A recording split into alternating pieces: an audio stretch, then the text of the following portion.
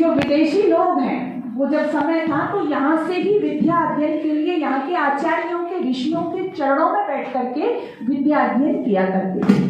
थोड़ा सा समय चेंज हुआ तो हमको क्या लगने लगा कि हमारे अपने बच्चे या हम खुद ही हमको लगने लगा कि यदि हम विदेश में जा करके अध्ययन करेंगे या किसी के बच्चे करते भी हैं तो माता पिता बड़ा सीना चौड़ा करके कहते हैं कि मेरा बेटा या बेटी विदेश में अध्ययन कर रहा है, पढ़ रहा है।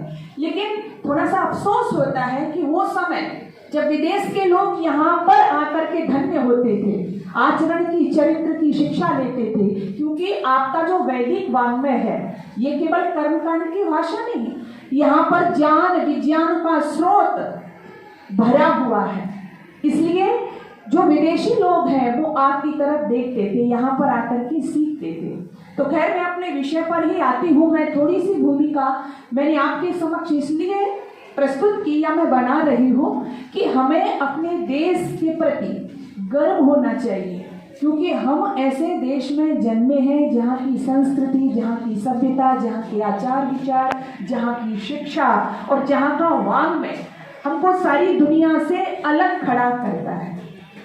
उसी के अंतर्गत मैं अपने विषय को जोड़ती चली जाऊं कि हमारा वैदिक वाङ्मय भी बहुत विशाल है, वेदों से लेकर के जिसकी शुरुआत होती है। और धीरे धीरे यदि हम दर्शनों पर आ जाते हैं तो कई बार मैं देखती हूँ और पूछती हूँ कि आपका प्रिय दर्शन कौन सा है, तो लोग समझ नहीं पाते, उनको पता नहीं है कि हमारा प्रिय दर्शन कौन सा है।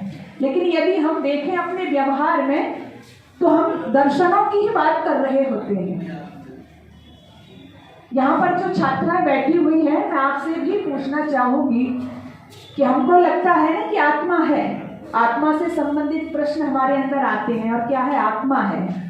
तो ये सबकी मानना है, अवधारणा है। तो ये कौन सी भाषा है, ये दर्शन की ही भाषा है। हमको लगता है क्या कि किए हुए कर्म का फल अवश्य मिलता है, अच्छा या बुरा। अच्छा करोगे तो अच्छा मिलेगा और बुरा करोगे तो बुरा मिलेगा। लेकिन ये किसकी भाषा है, ये दर्शन की ही भाषा है। पुनर्जन्म को हम मानते हैं, वो भी दर्शन की ही भाषा है।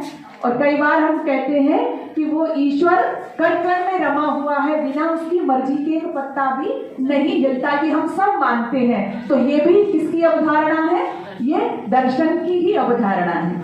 यानी हम सब दर्शन को मान रहे होते हैं, दर्शन की अवधारणा में जी रहे होते हैं, लेकिन हमको पता नहीं होता है कि ये दर्शन की ही भाषा है। इसलिए कई बार जब हमारे पास बैठा कोई गहन चिंतन की बात करता है, थोड़ी गहराई की बात करता है, तो हम वहां पर दो बात कहते हैं। या तो कहते हैं बड़े दार्शनिक हो गए हो, या फिर क्या कहते हैं, अरे रहने दो यार, इतनी गहराई की बात क्यों करती हो, अरे बहन क्यों जा रही हो इतनी गहराई में।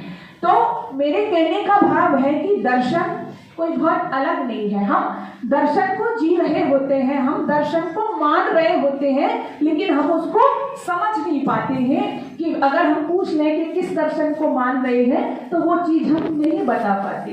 अब थोड़ा सा कि हम दर्शन है क्या, दर्शन क्या है, हम थोड़ा सा इसको भी समझ लेते हैं। तो जो दर्शन शब्द है, यदि हम उसको देखेंगे तो दर्शन शब्द दृश्य धातु से बनता है, जिसका मतलब होता है देखना। क्या हुआ इसका मतलब, देखना। अच्छा, देख तो आप मुझको भी रहे हो, अब मैं आपको भी देख रही हूं, लेकिन ये वाला देखना नहीं। समझ में आया? यानी दर्शन का मतलब दृश्य धातु का मतलब देखना। लेकिन हम जो इस समय देख रहे हैं, आप मुझे देख रहे हो, मैं आपको देख रही हूँ, लेकिन ये वाला देखना नहीं है। फिर आप कहोगे कौन से वाला देखना? तो आंखों के लिए संस्कृत में एक शब्द आता है चक्षु। और चक्षु से पहले आपने देखा होगा प्रज्ञा चक्षु, कई बार लिखा होता है ज्ञान चक्षु, दिव्य चक्षु। तो ये जो प्रज्ञा चक्षु है, प्रज्ञा चक्षु मतलब बुद्धि की पराकाष्ठा, सबसे प्रथम जो श्रेणी है, तो वो वाला देखना। अगर मैं और सरल शब्दों में इसको कहूं कि जैसे हम अपने जीवन की जो जी रहे हैं, इससे भी गहराई में पहुंच जाना, आत्मा परमात्मा के के चिंतन में पहुंच जाना और उसका ऐसे अपने आप को देखना, यदि हम उस दूसरी भाषा में कहें तो वो दर्शन की भाषा है। इसको थोड़ा सा और मैं खोलती हूँ, जैसे कि हम कुछ उदाहरण आपके समक्ष प्रस्तुत करते हैं अपने भारत के भी और कुछ विदेशों के भी। जैसे कि आपने देखा होगा कई बार वेद में भी इसको कहा कि देखो और सुनो। मैं वेद को भी इसी से जोड़ती हूँ, आंखों वाले देखो और कानों वाले सुनो, माने दर्शन की भाषा को ही उन्होंने कहा। तो कई बार हमारी छात्राओं को लग सकता है कि ये कौन सी नई बात है, अभी आप दर्शन की भी कह रही हैं देखना, और वेद ने भी कहा देखो सुनो, यानी सब जिसके पास आंख है वो देख रहा है और जिसके पास कान है वो सुन रहा है। लेकिन नहीं, मैं दर्शनों की भाषा में आपसे बात करना चाहती हूँ, वाकई देखना क्या होता है। सिद्धार्थ का नाम जानते हो आप? पहले मैं अपने देश की कुछ उदाहरण प्रस्तुत करती हूँ। सिद्धार्थ जानते हो, जो आगे चल करके क्या नाम हुआ जिनका? गौतम बुद्ध। गौतम बुद्ध तो जिस समय वो अपने राजमहल में रहते हैं और एक मन में वैराग्य उत्पन्न होता है, और फिर क्या होता है, वो वैराग्य आते ही उनको लगता है कि राजपाट मुझे छोड़ देना चाहिए। जब उनके पिता को ये बात पता चलती है तो वो इस तरह की व्यवस्था करवाते हैं कि बच्चे का मन सांसारिकता में लगवाया जाए। इसलिए वो क्या करते हैं कि वो अपने एक सारथी को बुलाते हैं और एक रथ में बिठा करके कहते हैं इसको दुनिया घुमाओ, यदि दुनिया देखेगा तो इसका मन सांसारिकता में उलझेगा। तो उस पर वो रथ पर बिठा करके उसको भेजते हैं और सिद्धार्थ रथ पर बैठ करके भ्रमण के लिए जाते हैं। लेकिन जब वो भ्रमण के लिए जा रहे हैं तो क्या देखते हैं, क्या देख रहे हैं कि सामने से एक वृद्धा स्त्री आ रही है, झुकी हुई है, कमर उसकी झुकी हुई है, हाथ में उसके डंडा है, उसको लाठी है, उसको टेक टेक करके आ रही है। रथ को रुकवा देते हैं और कहते हैं अपने सारथी से कि ये क्या है।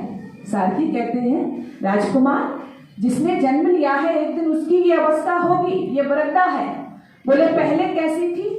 कि पहले ये भी जवान थी, लेकिन अब इसको जरावस्था आ गई तो ये लाठी के सहारे कमर झुकी हुई है और इस तरह से चल रही है।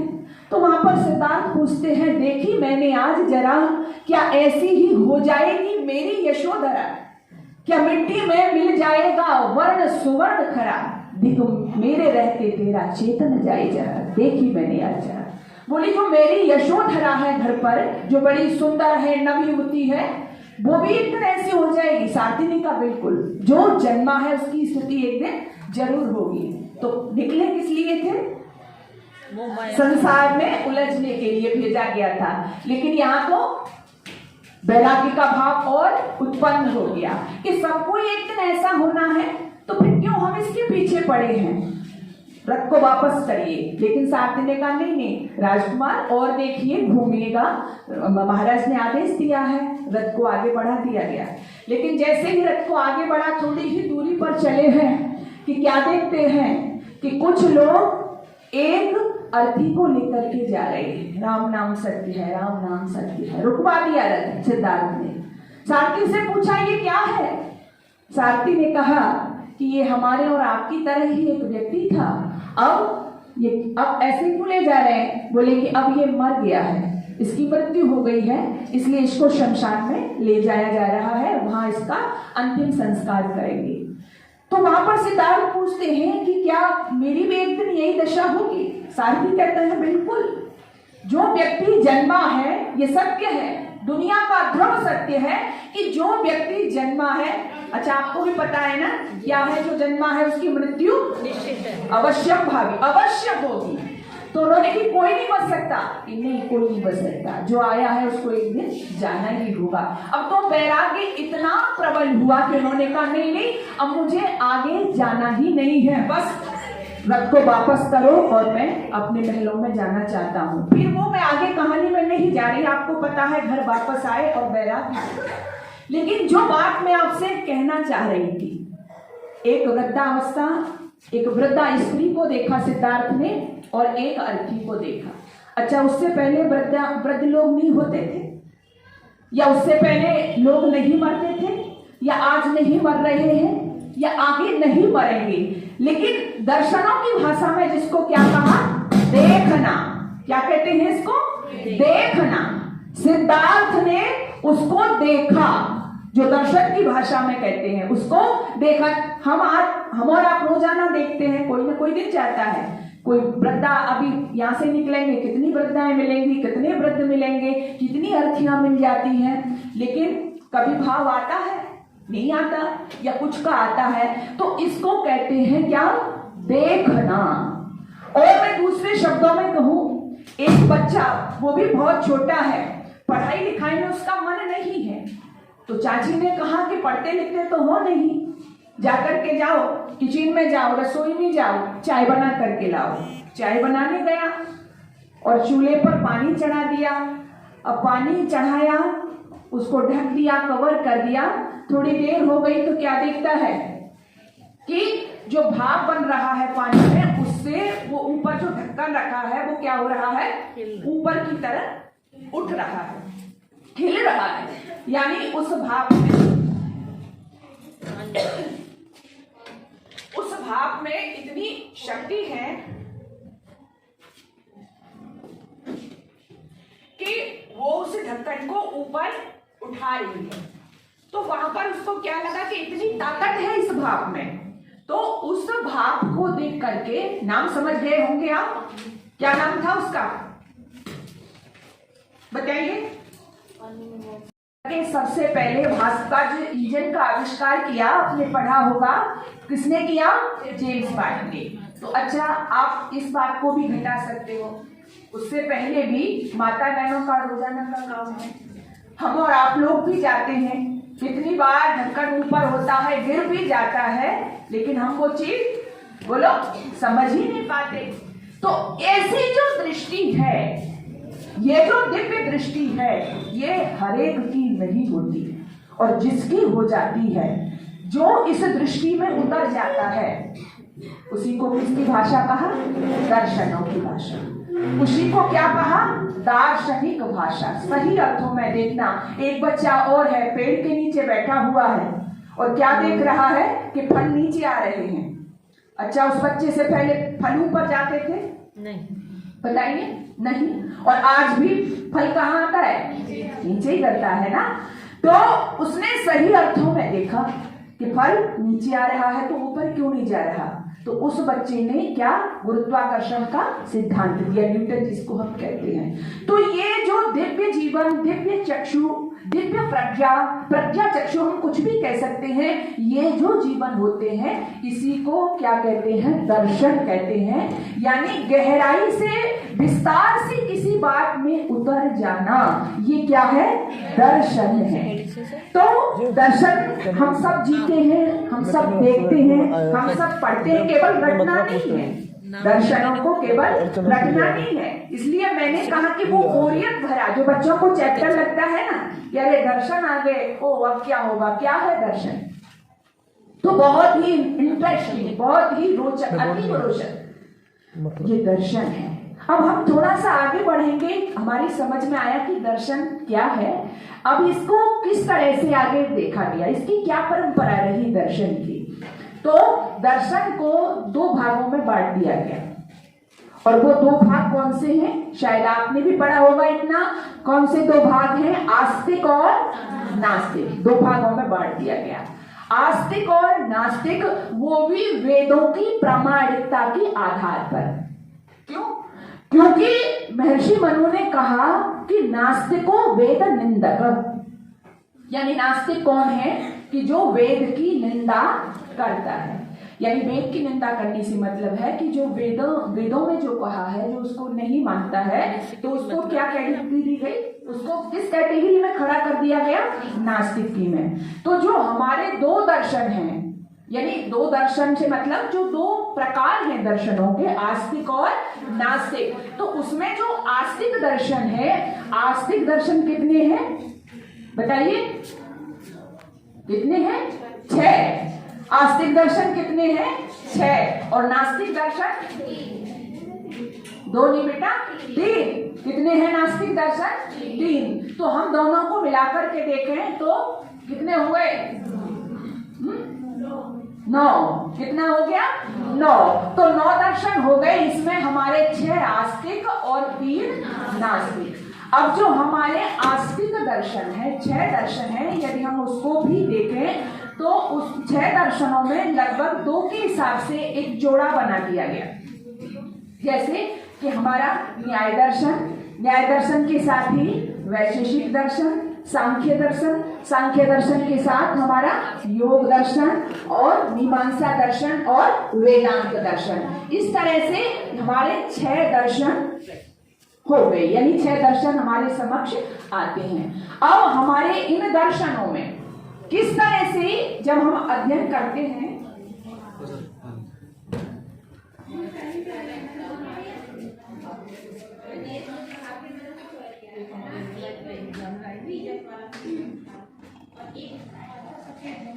तो जब हम आस्तिक दर्शन, इसमें जो हमारा न्याय दर्शन आता है, तो इसको सबसे प्राचीन दर्शन भी माना गया है। तो इनमें क्रमशः, यानी इन दर्शनों में हमको क्या पढ़ने को मिलता है, प्रत्येक दर्शन में आप देखेंगे तो हर दर्शन का अलग अलग सिद्धांत है। हर दर्शन ने अलग अलग ईश्वर के विषय में कहा है, हर ने प्रमाण अलग माना है, हर में कर्म सिद्धांत अलग है। यानी हर एक दर्शन का अपना अलग अलग सिद्धांत, अपनी अलग अलग व्याख्याएं उसमें दी गई हैं, जो हमारे आस्तिक दर्शन है। इसमें प्रमुख रूप से यहाँ पर षष्ठम की छात्राएं बैठी हैं, षष्ठम सेमेस्टर की कोई भी छात्रा नहीं है, बैठ जाइए।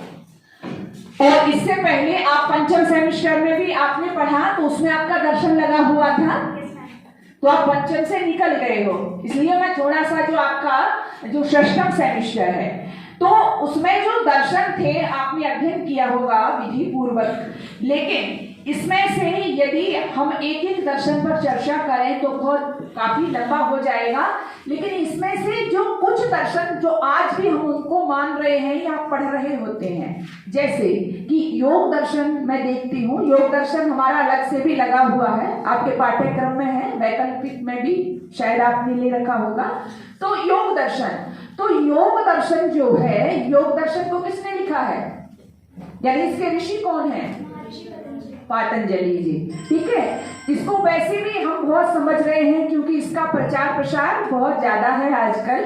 तो योग दर्शन जिसको पातंजलि, जिसके ऋषि हैं, जब हम उसको थोड़ा सा समझते हैं, और एक मैं साथ ही साथ बात और बता देना चाहती हूँ कि आपके षष्ठम सेमेस्टर में विवेकानंद चरितामृतम आप लोग पढ़ रहे होंगे, उसमें भी आपने देखा होगा या उसमें पढ़ रहे होंगे आप कि जिस समय विवेकानंद का शिकागो में भाषण हो रहा है, तो वहां जो उनके शिष्य बन गए हैं उनको इनवाइट कर रहे हैं लोग, तो वहां उनका भाषण किस विषय पर हो रहा है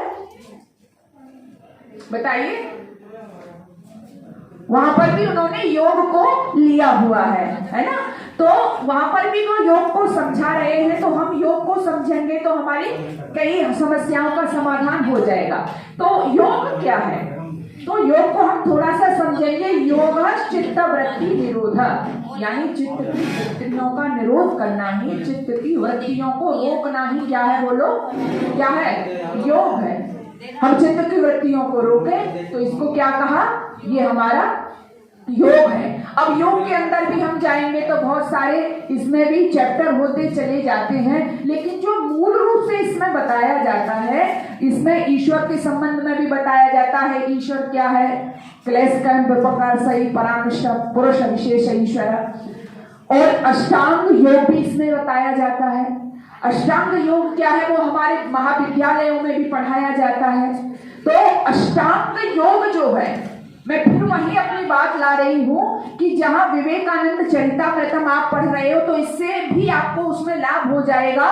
तो वहां पर भी आपने पढ़ा होगा उस पुस्तक में कि स्वामी विवेकानंद जी जब योग को समझा रहे हैं, तो उन्होंने अष्टांग योग को अहिंसा परमो धर्म, ये भी कहा गया कि जो अहिंसा है वो क्या है, परम धर्म। बहुत सारे लोगों ने धर्म बनाए, लेकिन अहिंसा परमो धर्म, अहिंसा को यहाँ पे इतना बढ़ावा दिया गया कि इसको परम धर्म ही कह दिया। अहिंसा परमो धर्म, मन वचन कर्म किसी भी प्रकार से दूसरे को हानि न पहुंचाना, ये क्या है, अहिंसा है। तो इसको हमें अपने जीवन में धारण करना है, और दर्शनों की भाषा में जब हम समझेंगे इसको तो इसका हमको बहुत बड़ा लाभ मिलेगा। अहिंसा, और आगे मैंने क्या बताया, अहिंसा सत्य। अच्छा, सत्य क्या है? सच। सच क्या है? सच बोलना। सच बोलना क्या है? जो सही है, यानी जो जैसा है उसको वैसा ही बताना, ये क्या है? सच है, ये सत्य है। तो हम पढ़ते हैं इसको। अच्छा, कहीं भी किसी पाठ्यक्रम में, किसी विद्यालय में कोई माता पिता अपने बच्चे बच्ची को ये बताता है कि झूठ बोलो? कोई बताता है? नहीं बताया। अच्छा, उसके बावजूद हम झूठ बोलते हैं या नहीं बोलते? बोलते। क्यों? क्यों? उससे बचने के लिए। लेकिन ऐसा हमको नहीं करना है। क्यों नहीं करना है? क्योंकि हमेशा यदि हम अपने जीवन में सत्य पर अड़िग हैं, हम सत्य बोलते हैं, तो सत्य कभी भी पराजित नहीं होता है। विपत्तियां आ सकती हैं, बाधाएं आ सकती हैं, एक क्षण आपको लग सकता है कि अरे वो तो झूठ बोला और वो बच गया, लेकिन बेटा बचता कोई नहीं है। इसलिए हमेशा याद रखो, कभी भी जीवन में असत्य नहीं बोलोगे, हमेशा क्या बोलोगे? सत्य बोलोगे। सत्य जो बोलता है वो हमेशा विजयी होता है, और सत्य से भी बड़ा कोई धर्म नहीं है। नए सत्यात परमो धर्म, सत्यात से बड़ा कोई धर्म नहीं। इसलिए हमेशा अपने जीवन में सत्य बोले। सत्यम ब्रुवा प्रियम ब्रुवा, सत्य बोलो हमेशा। अहिंसा सत्य, आगे कहा क्या? अस्तेय। अहिंसा सत्य अस्तेय। अस्तेय किसे कहते हैं? चोरी न करना। सभी समझदार हैं आप तो, छात्राएं, है ना? लेकिन बहुत बच्चे, बहुत लोग, और बच्चे और बड़े नहीं, बहुत बड़े बड़े कि इस विषय में लिप्त रहते हैं, चोरी करते हैं। चोरी क्या है? वैसे अगर हम छोटे स्तर पर देखें तो केवल वो बड़ी वाली चोरी नहीं बेटा, है ना? जो बड़ी वाली, बड़ा जो चोर एक होता है, किसी के घर में जाता है और चुरा के चला आता है, या और भी कहीं भी उसको दिखता है वो चुरा लेता है, लेकिन मालिक के बिना पूछे उसकी वस्तु को लेना छूना, ये क्या है? ये भी बेटा क्या है? चोरी है। तो इसलिए किसी भी तरह की चोरी को हमें अपने जीवन में नहीं लाना है। तो क्या कहा? अस्तेय का पालन करने वाला हमको बनना है। अहिंसा सत्य अस्तेय, और आगे ब्रह्मचर्य, इसका बहुत ही महत्व है। इसको मैं कई बार कहती हूँ, इसका आपके जीवन में बहुत महत्व है। ये दर्शन है, केवल आपको वो नहीं रखना है कि दर्शन 6 होता है, 6 आस्तिक है, 3 नास्तिक है, नहीं। ब्रह्मचर्य, ब्रह्मचर्य क्या होता है बेटा? अपनी क्या होता है आप ही बताइए। ब्रह्मचर्य से आप क्या समझते हो? क्या है ब्रह्मचर्य? पता है? नहीं पता। अपनी इंद्रियों पर संयम रखना, अपनी इंद्रियों पर संयम रखना, ब्रह्मचर्य का पालन करना, ये क्या है? ये क्या है? ये ब्रह्मचर्य है। यानी इंद्रियों पर संयम रखते हुए अपनी कर्तव्य पथ पर बढ़ जाना। कई बार इंद्रियों पर संयम क्या है? आप महाविद्यालय के लिए आते हो, घर से निकलते हो, है ना? लेकिन कई बार क्या होता है, आपको क्या लगता है? आंखों ने कुछ देखा, कोई पोस्टर देखा, अरे आज तो वो वाली पिक्चर लगी हुई है सिनेमा घर में, बात आपकी नहीं है, तो वो वाली पिक्चर आंखों ने देखा, फिर क्या आया मन में? चलो कोई बात नहीं, कोई सहेली को, किसी सहेली को लिया और कहा कि जितना कॉलेज का समय होता है उसी समय में और सिनेमा देख करके घर आ जाएंगे, कौन बताने वाला है? तो ये क्या है? आपकी आंखों ने देखा। आंख क्या है? हमारी इंद्रिय है, और आंखों ने देखकर आपको उधर मोड़ दिया। आपने एक पोस्टर लगा, देखा, मन में आया समय वही है, बच जाएंगे, देख के घर भी पता नहीं चलेगा, और फिर आप ऐसा करके चले जाते हो। तो ये क्या है? आपकी इंद्रियों ने, जो आपकी आंखें थी उन्होंने देखा और आपको अपने वशीभूत कर लिया। तो इंद्रियों पर कंट्रोल करना, इंद्रियों पर संयम करना। आपके कानों ने गलत सुना और आपको पता है कि ये गलत है, लेकिन बार बार आप उसको क्या कर रहे हो? सुन रहे हो, आप उसको रोक नहीं पा रहे हो। इसलिए इन चीजों से जब आपको पता चलता है, आंखों से परस्पर पता है कि ये गलत है फिर भी आप देख रहे हो, कानों से आपको परस्पर पता है कि गलत है फिर भी आप सुन रहे हो, हाथों से पता है परस्पर ये गलत है फिर भी आप गलत कार्य कर रहे हो, पैरों से पता है वहां नहीं जाना फिर भी आप गलत जगह पर जा रहे हो। तो इन सब इंद्रियों पर, और भी जैसे हमारी 2 इंद्रियां हैं, कौन कौन सी? 2 प्रकार की, ज्ञानेंद्रियां और कर्मेंद्रियां। तो ये सारी जो है आंख, कान, नाक जो भी है हमारी, और भी जो जन्मेंद्रियां हैं, इन सब पर संयम रखना क्या है? ब्रह्मचर्य है। और ब्रह्मचर्य, जब आप यहाँ विद्या अध्ययन के लिए आते हो तो जो छात्राएं हैं, मैं बेटा आपसे विशेष कर कहना चाहूंगी, आपके लिए तो अति आवश्यक है ब्रह्मचर्य का पालन करना। जो हमारा प्रथम आश्रम भी, जो 4 आश्रम बताए हैं, उसमें पहला आश्रम भी है ब्रह्मचर्य आश्रम। इस आश्रम में आपको और कोई न कुछ सोचना है न कुछ करना है। क्या करना है? केवल अपना शारीरिक बल प्राप्त करना है और विद्या का अध्ययन करना है, बस 2 चीजें, बाकी कुछ नहीं, सब खत्म। साज श्रृंगार, फैशन, बनावट, दिखावट, नहीं, कुछ नहीं। ये कुछ नहीं सोचना है आपको, केवल 2 काम। कौन कौन से? विद्या का अध्ययन करना और अपने अंदर शारीरिक बल प्राप्त करना। ये ब्रह्मचर्य आश्रम में यही होता है, यही आपको करना है। तो खैर मैं वही आती हूँ, क्या मैं कह रही थी आपसे? अहिंसा, सत्य, अस्तेय, ब्रह्मचर्य और अपरिग्रह। अपरिग्रह क्या होता है? बहुत ज्यादा संग्रह नहीं करना, यानी हमको जितनी आवश्यकता है उतने से ही अपना जीवन यापन करना। और आपके लिए तो अति आवश्यक है, हालांकि कोई ये विशेष नहीं है कि बच्चों के लिए, बच्चियों के लिए ही है, ये हर व्यक्ति के लिए है। आपने देखा होगा हर व्यक्ति आज संग्रह करने में लगा हुआ है, हर व्यक्ति। मेरे पास 2 ड्रेस पर्याप्त है, यानी 2 साड़ियां या 2 सूट में कहूं पर्याप्त हैं, लेकिन ऐसा होता है? नहीं होता है। हमें तो लगता है दिन प्रतिदिन हम कॉलेज आने वाले ही हैं, या हम घर से बाहर भी जाते हैं, विवाह में जाते हैं, कहीं अरे ये तो हमने तब पहना ही था, ये तो उसने देख लिया। तो ये सारी चीजें, यानी हमारा काम चल सकता है 2 से 3 से, लेकिन हमारे पास कितनी है हमें तो पता ही नहीं होता।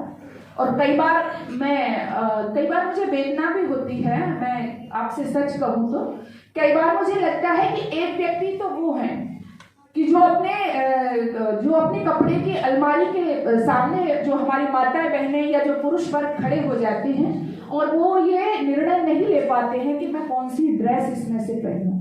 और इस भारतवर्ष में बहुत लोग ऐसे भी हैं कि वो ये नहीं समझ पाते कि मैं आज क्या पहन करके अपनी इज्जत की रक्षा करूं।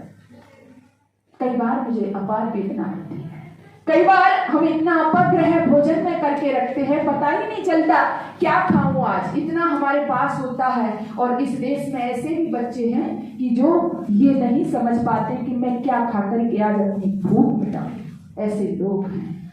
तो इसलिए हमें ये प्रवृत्ति हमें छोड़नी है, अपग्रह वाली प्रवृत्ति नहीं रखनी है। जितना मेरे को जरूरत है, जितने से मेरा काम चलता है उतनी ही रखनी है, बाकी मुझे क्या कर लेना है? बांटना है, सब में बांट के खाना है, बांट के रहना है।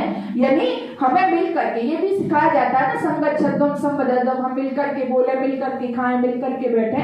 तो खैर मैं वहीं आती हूँ, हमें अपने संग्रह की जो प्रवृत्ति है वो भी बहुत ज्यादा नहीं रखनी है। अच्छा, हम परेशान क्यों होते हैं?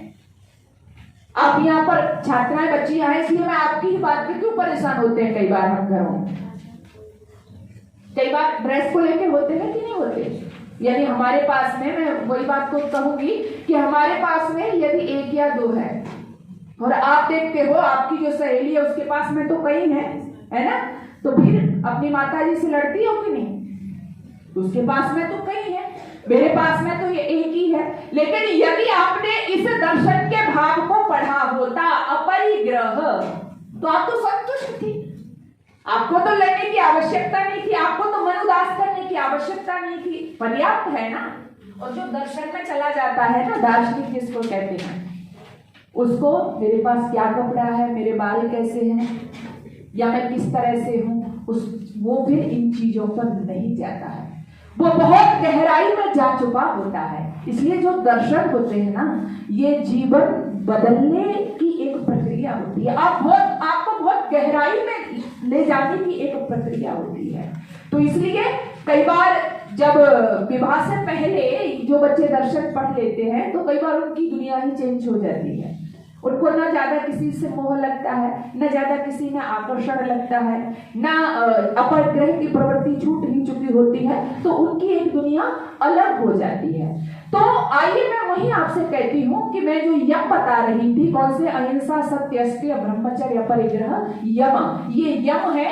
और ये 5 यम हर व्यक्ति को, आपको तो है नहीं लेकिन केवल आपके लिए नहीं, ये दर्शन तो बहुत महान है, बहुत विस्तृत है, ये सबके प्राणी मात्र के लिए है, आपके पाठ्यक्रम में लगा है, इसलिए आपको इतना बताया जा रहा है। तो ये आपका यम है। और दूसरा कहा नियम। नियम क्या है? शौच, संतोष, तप, स्वाध्याय, ईश्वर, प्राणिदान। इसमें शौच क्या है? शौच कहते हैं पवित्रता, हमको पवित्र रहना है। और वो पवित्रता भी अगर हम इसको देखें तो बहुत विस्तार तक भी जा सकते हैं। ये ऊपरी पवित्रता तो है, हम अपना वस्त्र साफ रखें, हम अपना शरीर साफ रखें। बाकी हम इसको अगर और गहराई में जाएंगे तो पवित्रता किसकी? हमारे मन की भी पवित्रता होनी चाहिए। ये जो ऊपरी हम ऊपर वाली तो हम लगभग सब करते हैं, हम नहीं भी करें तो आज का जो परिवेश है उसमें देखते हैं शायद ही कोई होगा, हम सब साफ अच्छे कपड़े पहनते हैं, हम नहा धोकर भी आते हैं, अच्छे बाल संभालते हैं और भी बहुत ज्यादा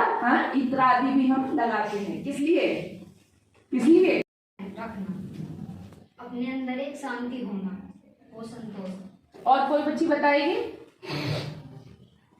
बताओ तो। संतोष से क्या समझते हो, बताइए। ठीक, समझ में आया? ये कुछ शब्द